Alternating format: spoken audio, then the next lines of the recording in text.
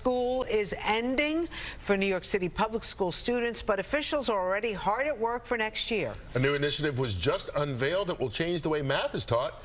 There will also be a new program that will focus on supporting multilingual learners and students with disabilities. And joining us now to talk about all that and much more is Schools Chancellor David Banks. Thanks for joining us, Chancellor. My pleasure. Good morning. All right, let's talk about the math program. First of all, you just made the announcement yesterday.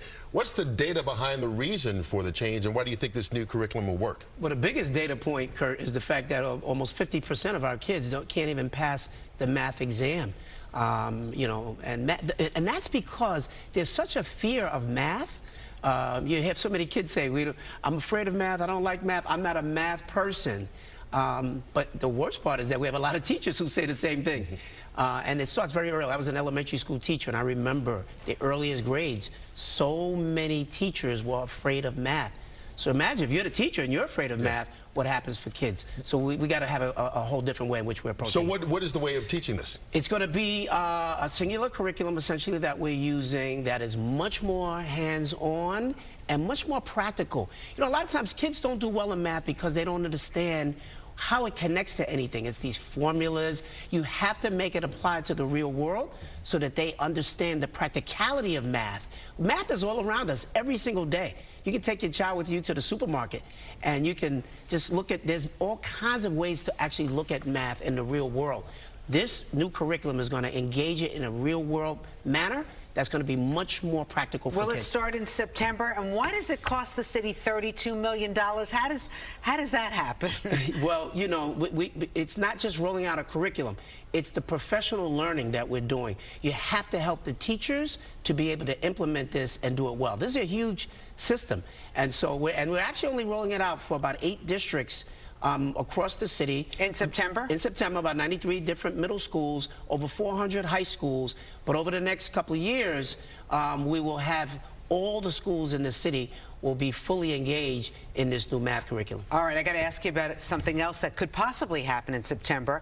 Today in the New York Post, our former mayor, Mike Bloomberg, did a big op-ed on basically taking away mobile phones during school use. Yeah. How do you, where do you stand on this, and can you implement something like this? Yeah, we agree. And as does, when I say we, I'm talking about the mayor and I, we agree. Schools have become, phones have become a major distraction to kids, and they're not just a distraction.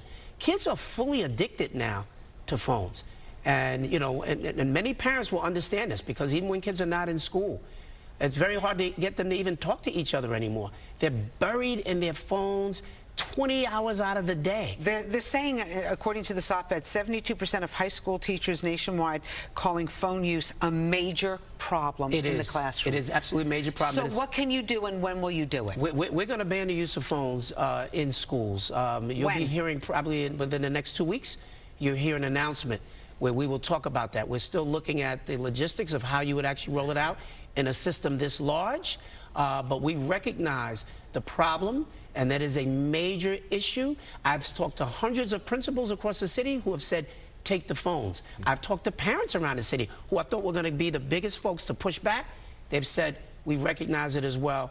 What we do have to be concerned about is when parents say, there's an emergency, how can I be in touch with my child? So we're working on that, and we'll have those kinks worked out in the next couple of weeks. So you expect to have an announcement in the next 2 weeks? Do you expect to be able to implement it this fall, that soon? I don't know if we'll be able to implement right away this fall. That's part of the reason we're going to take a couple more weeks. Okay. It may not happen until January. So we're looking at what it will take to get there.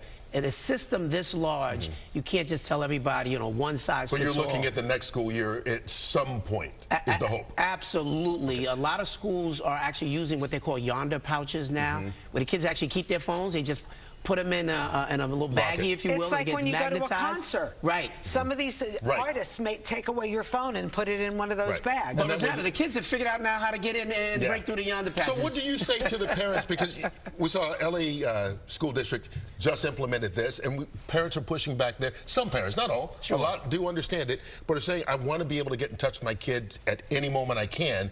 And you've heard some of that from parents. What do you say to those parents? Listen, there's the old-fashioned way. Whenever we had an issue and there was something that was going on, you called the school. Right. We've got kids right now, parents who are texting kids all day long. They're in the middle of their English class and their math class, and parents are texting them and saying, how you doing today? You know, don't forget to pick up something from the store for me. Non-emergencies. That should not be happening at all. But when we do have emergencies, you know, our sense is that it's best to be in touch with the school. You know, having 1,000 kids in the school and everybody having phones, it can create a panic. I saw a story the other day, actually, where they were talking about, because of the LA thing, situation with the schools, is that some experts are saying it's better for the kids not to have it, because if someone's an active shooter or whatever, they can hear the ping or see the lights in closets, and it may be more dangerous for kids to have. These are the things that we've been looking at, we've been studying, and that's why I'm saying we're close to this. Next couple of weeks, we'll have a big announcement. So do you remember when Bloomberg did it? He had these like trucks outside that with lockers that the kids had to put it in. Would you do something like that or no? There's a wide range of things we could consider, but there was a whole industry that came up where kids were actually paying $1 or so every day to keep their stuff in the truck outside. We don't want anybody to have to spend money to do that, so we're looking at all of those ways to avoid that as well.